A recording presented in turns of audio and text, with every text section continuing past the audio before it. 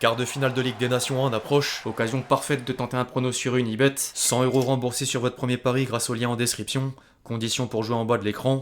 Jeu de mots avec ton nom, tu es saoulé ou ça va? Par rapport à Doué? Oui, Désiré Doué, on peut en faire Non, plein. merci beaucoup. Il m'a dit que j'avais des belles initiales. L'équipe, j'espère que vous allez bien. Aujourd'hui, nouveau 5. Au programme du jour, un bilan des 5 championnats majeurs, dont la Ligue 1 suite au classique PSG-OM, une transition vers le Carabio au centre des débats depuis dimanche soir, une séquence équipe de France entre l'arrivée des Bleus à Clairefontaine et l'entretien de Mbappé dans les colonnes du Parisien, quelques informations sur le prochain mercato parisien, avant de conclure en images par la compile de buts traditionnels. Plus à venir, comme d'habitude dans le reste de cette vidéo, les amis, avant d'entrer dans le vif du sujet, je vous demande un service. Vous savez lequel? Celui évidemment de lâcher votre plus beau like. C'est le meilleur soutien que vous puissiez me faire, en plus d'aider pour le référencement. Un gros merci à tous ceux qui le font, vous êtes les boss.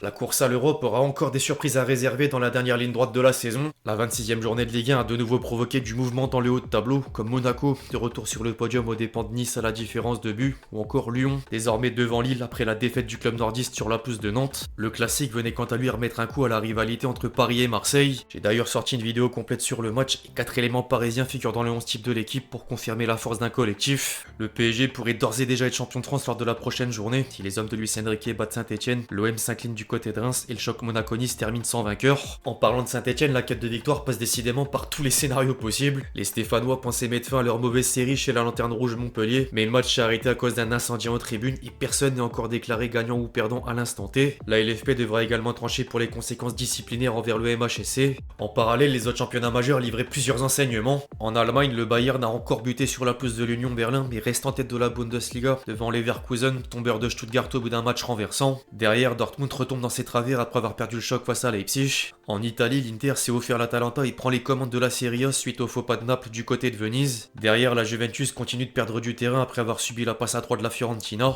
En Espagne, le Barça a infligé une remontada à l'Atlético Madrid et garde la première place de Liga, même si le Real Madrid est derrière à la seule différence de but. Les Madrilènes sont au contact grâce en partie à Mbappé, double buteur sur la pelouse de Villarreal. Quant à l'Angleterre, le week-end était partagé entre la Première Ligue et la finale de Coupe de la Ligue anglaise. Manchester City a encore perdu des points devant Brighton, tout le contraire d'Arsenal, vainqueur de Chelsea dans le derby londonien. En parallèle, Liverpool clôturait malheureusement une sale semaine après être tombé en 8ème de finale de Ligue des Champions. Les Reds ont vu Newcastle leur chipper la Carabao Cup et les hommes d'Eddie Howe stoppent une malédiction de 70 ans sans le moindre trophée. Il était temps.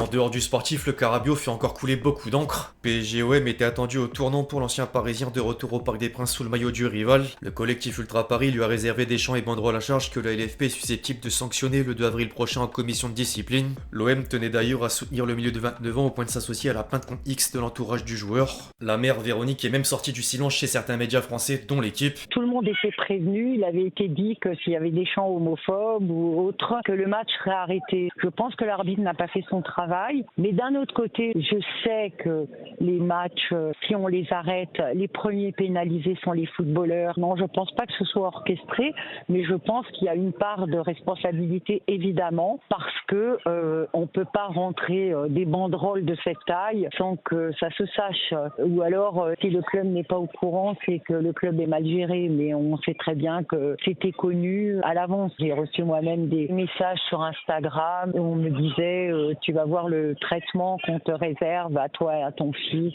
Le père va se retourner dans sa tombe. Je ne peux pas répondre à la place de l'Olympique de Marseille, mais sachez que effectivement le club me soutient. Et oui, moi je vais porter plainte et Adrien va porter plainte, ça c'est sûr. Entre-temps, un supporter parisien a tenté de refroidir la polémique. Si on lit bien, on n'a pas cité son père, on s'en prend à lui et sa mère. Maintenant, le message n'est pas glorieux dans le fond, mais c'était fait pour l'atteindre, pour choquer. Les Marseillais essayent de faire monter le truc pour faire du buzz autour de ça. Rabiot fait sa Vierge effarouchée, mais il l'a bien cherché après avoir attisé les rancœurs des Parisiens. Je pense qu'il s'en fout, il joue sur ça pour se plaindre. Moi, ce qui me choque, c'est que tout ce pataquès n'a pas été fait quand Bradley Barcola se fait insulter sa mère par les supporters de l'OM ou qu'au Vélodrome à Marseille, on lance des chants contre les supporters parisiens. Le membre du CUP assure également qu'aucun représentant du PSG n'était au courant du contenu des banderoles. Un proche de Nasser Al-Khelaifi a même ajouté qu'il préfère ne pas prêter attention aux accusations sur la responsabilité du club de la capitale. Au-delà du Carabio, le président parisien vient de confirmer à quel point il pèse sur les décisions au sommet du foot français. La LFP a accepté la demande du PSG de reporter le match de Ligue 1 sur la pelouse de Nantes le 12 ou 13 avril prochain pour préparer au mieux la double confrontation face à Aston Villa en quart de finale de Ligue des Champions. D'autres clubs français avaient pourtant reçu une réponse négative à la même requête depuis le début de saison. Le LOSC, par exemple. La première trêve internationale de l'année est officiellement lancée. L'arrivée des Bleus à Clairefontaine était encore suivie de près entre le style vestimentaire de certains joueurs comme Konaté ou Koundé, premier passage de Désiré Doué, la double entrée de Barcola et Rabiot, ou encore le retour de Mbappé.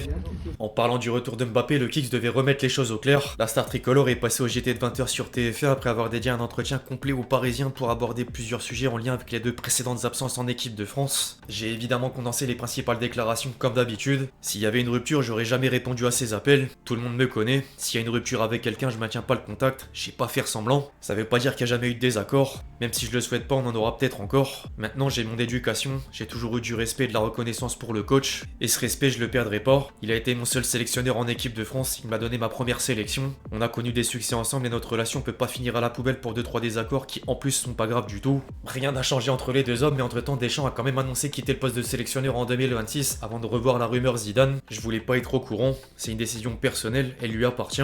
Moi, quand je prends une décision de ce type, j'aime pas mettre des gens dans la confidence, donc j'apprécie qu'il le fasse pas non plus. Je sais de qui vous voulez que je parle, mais je parlerai pas de lui car c'est pas mon rôle. Il y a un président à la fédération, c'est lui qui va prendre cette décision. Tout le monde parle de Zidane, donc on va pas faire celui qui vit dans une caverne et qui ne sait pas ce qui se passe. Mais c'est pas à moi d'en parler. On s'est déjà croisé un petit peu, mais j'essaye de faire en sorte que ça n'arrive pas trop souvent, car si je le croise, je sais qu'il y aura pas mal de spéculations, même si c'est toujours un plaisir de voir Zinedine Zidane. Mbappé était ensuite amené à évoquer la relation avec Griezmann. On parle souvent avec Antoine, j'adore son fils, c'est un mordu de foot, il me rappelle un peu moi quand j'étais petit, mais après c'est vrai que c'est compliqué car on est dans une ville où nos 2 équipes sont de vrais rivales. En France, les gens savent pas ce que ça représente, 2 équipes rivales dans une même ville, mais avec Antoine, je vous rassure, on a une très bonne relation. Il m'a déjà invité pas mal de fois chez lui d'ailleurs pour un barbecue.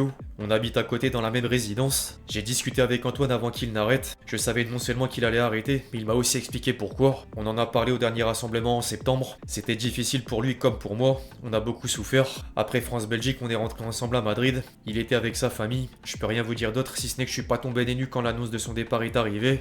C'est pas tout, on a un peu été désigné coupable de choses dont on n'était pas responsable. Suite aux critiques après la défaite contre l'Italie, on a senti un manque de reconnaissance par rapport à ce qu'on avait apporté avec la sélection. On a eu cette impression que tout avait été mis à la poubelle, qu'on venait juste d'arriver. Mais c'est comme ça, le football de haut niveau veut ça. Faut savoir faire avec et essayer de passer les obstacles. Lui a décidé d'arrêter, moi je vais essayer de continuer jusqu'à ce que je puisse plus. Et on verra jusqu'où ça me mènera. Griezmann a amené naturellement la question sur le brassard de capitaine. Je suis le seul à qui on pose cette question, à qui on demande s'il est fait pour ça. Le brassard on me l'a donné, je le prends et j'essaye de l'assumer du mieux possible. Et je comprends pas pourquoi, alors que ça fait 8 ans que je suis en équipe de France et que le capitaine n'a jamais fait débat, ça devient un sujet. Quand Hugo n'était pas là, personne ne parlait des vice-capitaines.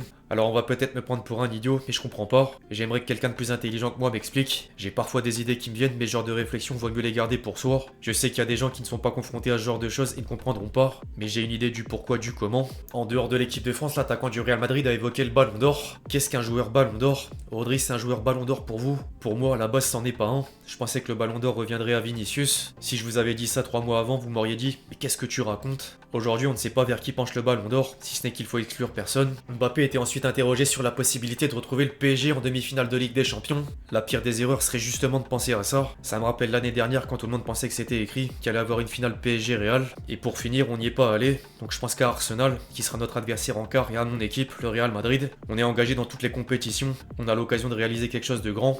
Le refrain qui dit que le PSG 2024-2025 est meilleur sans lui est d'ailleurs le cadet de ses soucis. C'est pas quelque chose qui me préoccupe. Je regarde tous les matchs de foot et évidemment ceux du PSG. Je leur souhaite vraiment le meilleur, mais je suis concentré sur le Real Madrid et ce triplé historique qu'on peut réaliser. C'est quelque chose que le Real Madrid n'a jamais fait, donc ce serait vraiment extraordinaire pour ma première saison de le réussir. J'essaye de ne penser à rien d'autre pour être à 150% avec le Real et ramener ses trophées.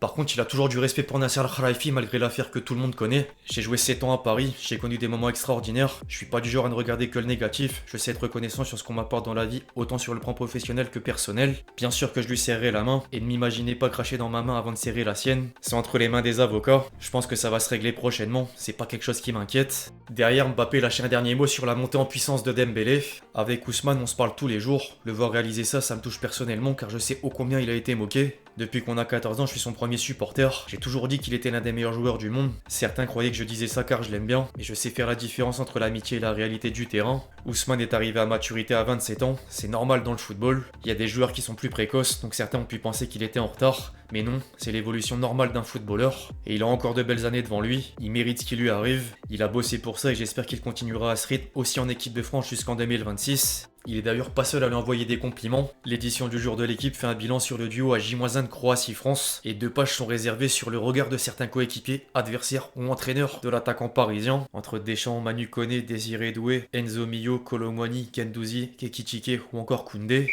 Le mercato estival est encore long et pourtant le PSG fait d'ores et déjà l'objet de rumeurs de transfert. Plusieurs sources stipulent que le club de la capitale a pris de l'avance sur Liverpool en coulisses sur le dossier Konaté. Le club anglais serait soucieux de perdre les 2 éléments de la charnière centrale le même été et devrait dégainer des nouvelles offres de prolongation. À date, l'international tricolore préfère rejoindre Paris. Au passage, l'échange entre Van Dijk, Nasser Al-Khelaifi et Luis Campos après Liverpool PSG amène de l'inquiétude du côté de l'Angleterre. Quelques sources anglaises vont même jusqu'à expliquer que le défenseur néerlandais est une cible prioritaire du champion de France. Le club parisien pourrait proposer un contrat de 2 ans plus une année en option et le principal intéressé n'a toujours pas fait de choix. Par contre, la presse française a d'ores et déjà démenti la nouvelle. La fameuse discussion était simplement sur la double confrontation, les excuses de Van Dijk pour ses commentaires sur la Ligue 1 lors de la mi-temps du match aller, et il aurait d'ailleurs expliqué que le PSG est la meilleure équipe qu'il a affrontée ces 3 dernières saisons.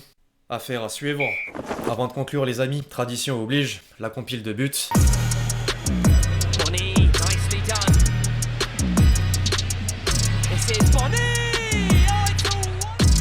Il va frapper et il va marquer. Shot from Kuda.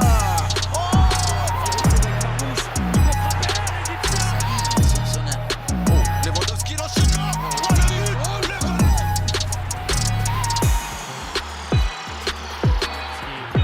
It's a clever ball. Miretti. What a goal.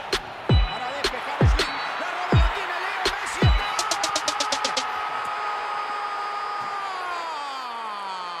Enfin bref, l'équipe c'est tout pour le fact du jour, j'espère vraiment qu'il vous a plu, je compte sur vous si c'est le cas pour lâcher votre plus beau like, comme d'habitude. N'hésitez pas à réagir dans les commentaires sur tous les sujets qu'on a pu traiter aujourd'hui, puis d'ici là, on se retrouve très vite sur la chaîne pour de nouvelles vidéos, c'était Lexti.